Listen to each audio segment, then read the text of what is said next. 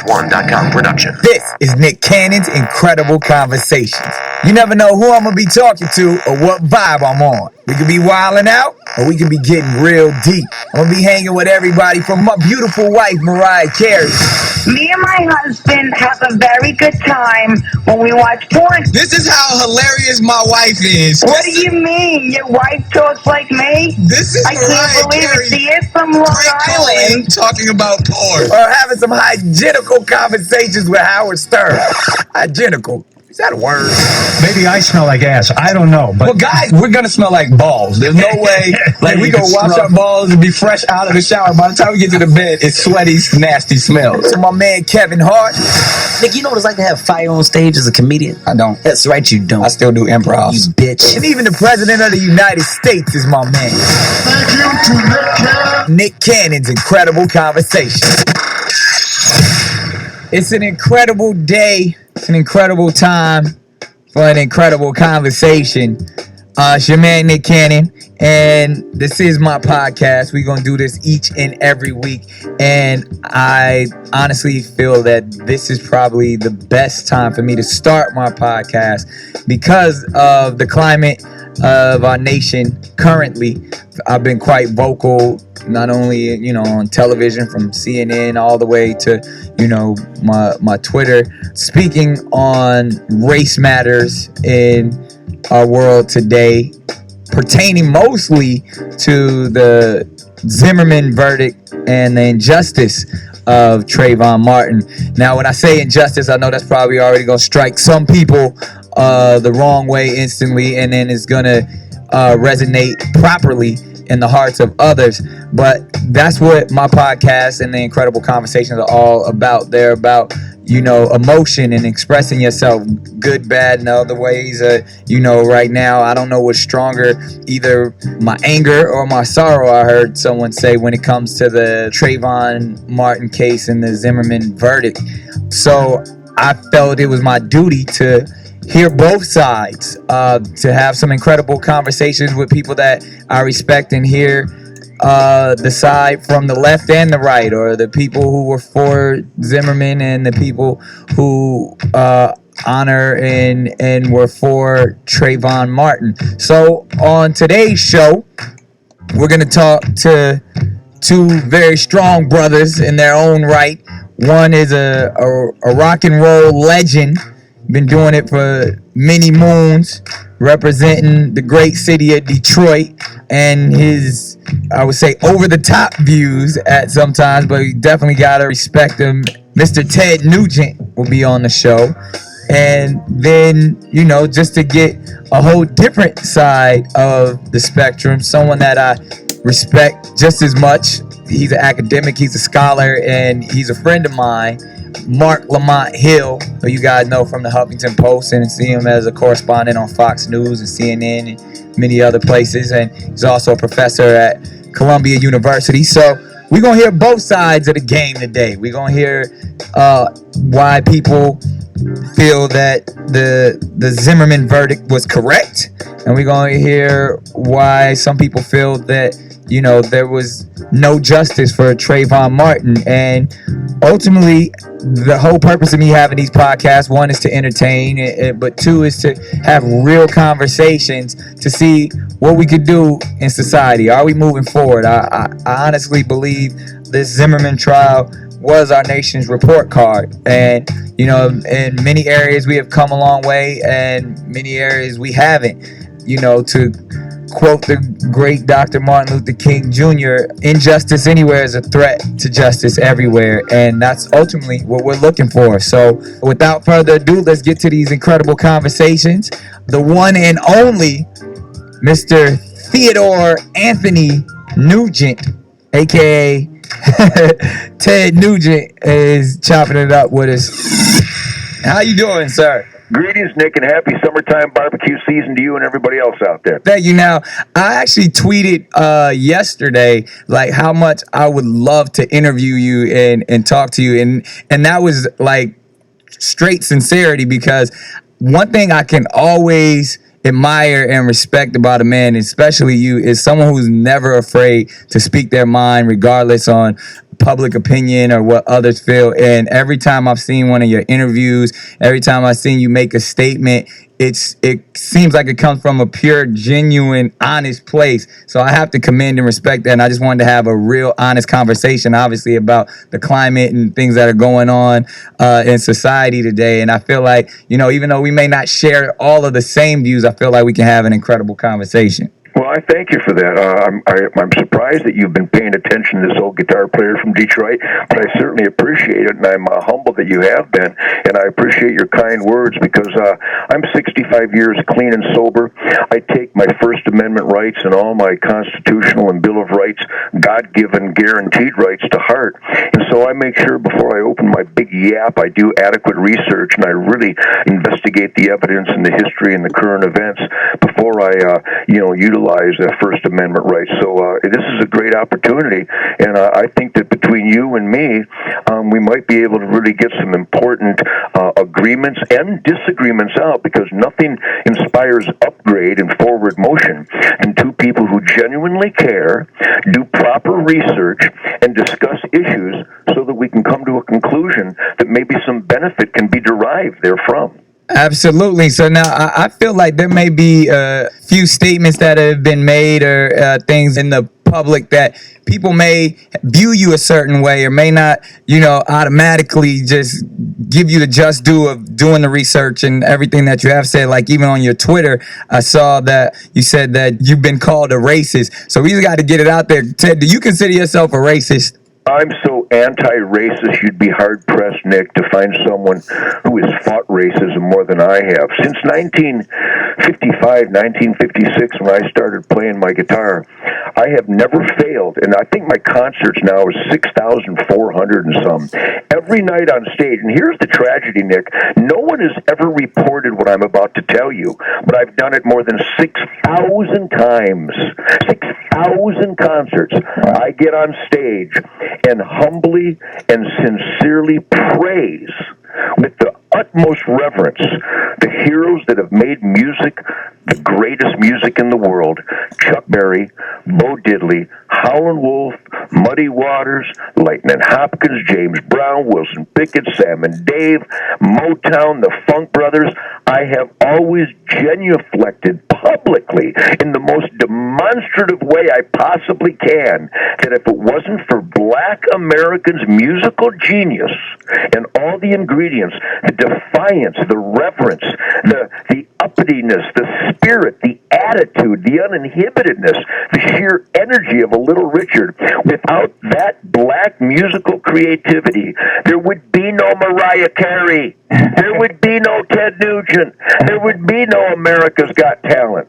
So for the race industry, not just a race industry, the racist industry, for them to call Ted Nugent a racist. By the way, when they called me a racist a couple years ago, Johnny Gunnell was my bass player, who happens to be a black man. Right. And then they called me a racist another time when I said, if you can't speak English, get the hell out of America, which is just a fun rock and roll way saying, if you can't communicate with your neighbor, you can't really be a good neighbor.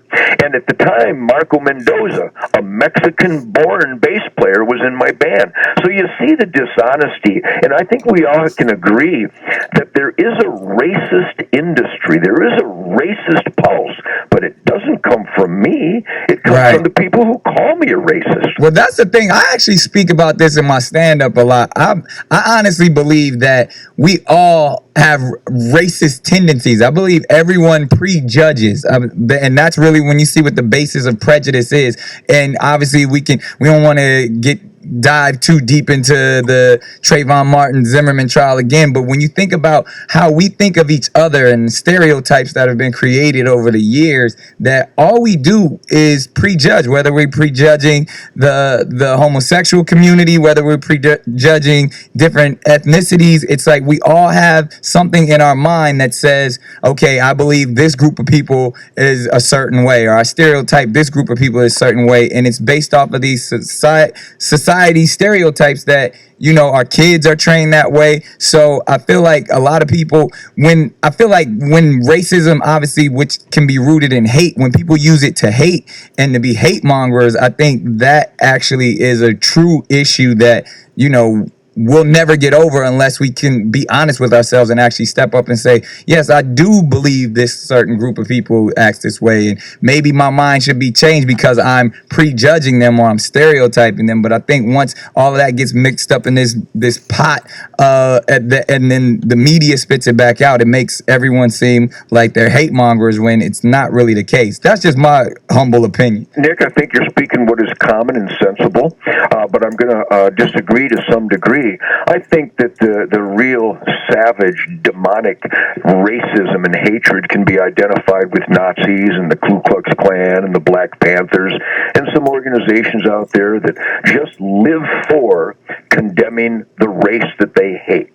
We all know that that does exist, and that is prejudice, that is bias, that is an entrenched mental derangement that is really a soullessness that does exist. However, I'm 65 years, and I come from Detroit, and I literally played bass for Chuck Berry and Bo Diddley, and plus I've hung out with the biggest rednecks that you'd ever want to meet in your life. I mean, just hardcore cowboy down home rednecks. And Nick, take it from me, my friend, I have never met anyone that prejudged. I remember when Jesse Jackson mentioned a few years ago that he was scared one night. I'm paraphrasing now, but he was scared to death walking down a dark street in some major city, and when he turned around and saw that the footsteps approaching him were not young black thugs, that he was relieved. Well, now, that wasn't a prejudgment. That wasn't a prejudice by Jesse Jackson. And I think when the president recently mentioned that if a black guy gets on a helicopter, the little old white lady clutches her purse tightly and shivers, I don't think she has prejudged. I think when we see stormy clouds, and we've witnessed a number of storms that have destroyed homes and threatened lives and tipped over cars, I don't think we're prejudging those storm threats. I don't think we're prejudging. I think we are taking evidence and going, uh-oh, black clouds coming in, wind is picking up, I think I better head for a shelter. I think that we see so many reports. Now, here's where the prejudice may or may not come in. I don't believe the news reporters go out and look for black criminals. I don't think, and this is a point of a disconnect possibly, but I don't really believe that cops, and I've been a cop since 1982, and I've done federal raids against fugitive felonies, and I saved a cop's life in Miami one time from two white punks. I don't believe that they go out prejudging. I think that when you use the word profile, if a Dalmatian has been biting the children in the neighborhood, I think we're going to look for a black and white dog. And I think that typically when you see I don't even remember the term they use, but the gangs of blacks lately that have been just going down the downtown streets and breaking windows on cars, and we played the Milwaukee State Fair a couple years ago, and these black mobs were just attacking white folks coming out of the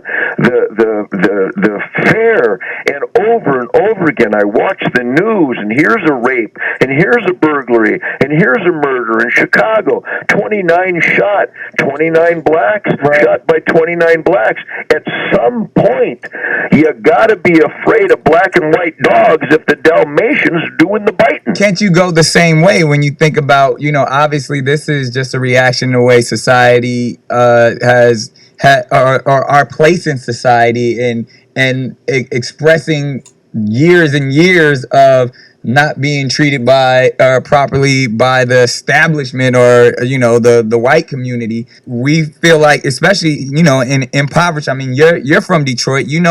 When a city is downtrodden, of course there's gonna be violence, there's gonna be frustration, there's gonna be anger, and if like you said, to use your analogy, if you have two Dalmatians in a cage and all they have is each other to go after, of course that's what they're gonna do, and they're just gonna become a victim of their circumstance, opposed to being no one's giving them that opportunity to step up or giving them that alternative to operate. So then they're gonna become a vicious animal, as you call it. Nick, how old a guy are you? I'm 32. 32. I guess we would have to, and I can't tell you how much I appreciate an honest, no holds barred, no BS conversation with a young black guy like you. I think that maybe the future of America race relations might be helped by Ted Nugent and Nick Cannon talking as often as possible. I love that. I think we should do that. And because you'll never find a guy, you'll never talk to a human being, Nick, who has more love for everybody than I do. Case closed. I was raised to care. I was raised to be law-abiding and to give. I was raised to be as productive as possible and as efficient as possible and to really care and love my fellow man and help those who need help. But I was also raised to not give a bum a dollar because you're actually helping to kill him because he's probably going to buy something that'll kill him. Right. What you want to do is try to get that bum into the church and make sure that he doesn't get money for dope or drugs or booze, but that he gets a good meal. I was actually taught the other way is almost to give with an open heart, regardless of what that person is going to do with it, because it's all about at least you've given to. You can't deal with what the circumstances or the what ifs of what that person's going to do, but if you openly give with a good spirit and a good heart, you can only say you did your part up into that belief. So I hear exactly what you're saying and where you're going, and based off of whether it's welfare or I always say we're not really looking for a handout, we're just looking for a hand up. And I always reference because we can go back many years and have this conversation about the unfair start that the black community had in America. And I always reference it to like Monopoly. It's like it's gonna be pretty difficult to play the game of Monopoly if you don't get your $1,500 at the start like everybody else does. And I feel like as we know, like even the climate in Detroit, your hometown now, they're suffering because of a lot of people like to say it's because of the institutions like welfare and the things over the past 60 years. And I believe you even said recently about because of the liberals and have destroyed such a great city, which we all love Detroit, and Detroit represents what America is all about. But at the same time, if we're not giving into each other, then we have cities like Detroit because nobody's paying attention and nobody really cares because they're all on their own selfish